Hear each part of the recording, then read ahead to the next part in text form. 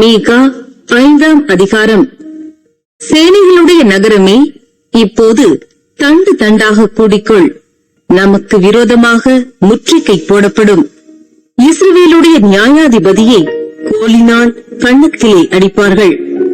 எப்பிராத்தா என்னப்பட்ட பெத்லஹேமே, நீ யூதேயாவிலுள்ள ஆயிரங்களுக்குள்ளே சிறியதாயிருந்தும் இஸ்ரவேலை ஆளப் போகிறவர் உன்னிடத்திலிருந்து புறப்பட்டு என்னிடத்தில் வருவார். அவருடைய புறப்படுதல் அநாதி நாட்களாகிய பூர்வத்தினுடையது. ஆனாலும் பிரசவிக்கிறவள் பிரசவிக்கிற மட்டும் அவர்களை ஒப்புக் கொடுப்பார். அப்பொழுது அவருடைய சகோதரரில் நீதியானவர்கள் இஸ்ரவேல் புத்திரரோடும் கூட திரும்புவார்கள். அவர் நின்று கொண்டு கர்த்தருடைய பலத்தோடும் தம்முடைய தேவனாகிய கர்த்தருடைய நாமத்தின் மகத்துவத்தோடும் மேய்ப்பார். ஆகையால் அவர்கள் நிலைத்திருப்பார்கள்.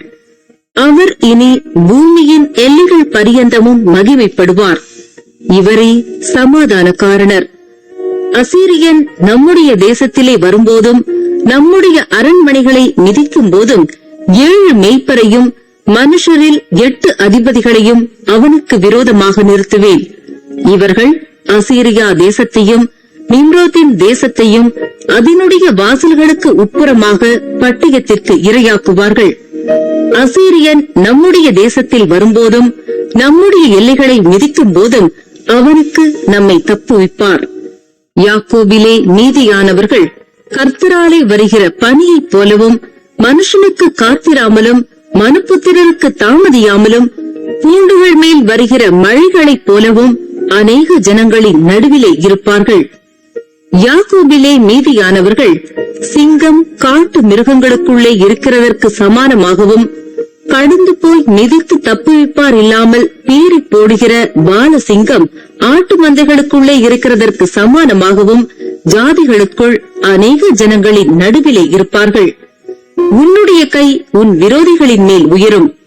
உன் சத்துருக்கள் எல்லாரும் சங்கரிக்கப்படுவார்கள். அந்நாளிலே நான் உன் குதிரைகளை உன் நடுவில் இராதபடிக்கு சங்கரித்து உன் ரதங்களை அழித்து உன் தேசத்து பட்டணங்களை சங்கரித்து உன் அரண்களையெல்லாம் நிர்மூலமாக்கி சூனிய வித்தைகள் உன் கையில் இராதபடிக்கு அகற்றுவேன். நாள் பார்க்கிறவர்கள் உன்னிடத்தில் இல்லாமற் போவார்கள். உன் சுரூபங்களையும் உன் சிலைகளையும் உன் நடுவில் இராதபடிக்கு நிர்மூலமாக்குவேன். உன் கையின் கிரியையை நீ இனி பணிந்து கொள்ளாய்.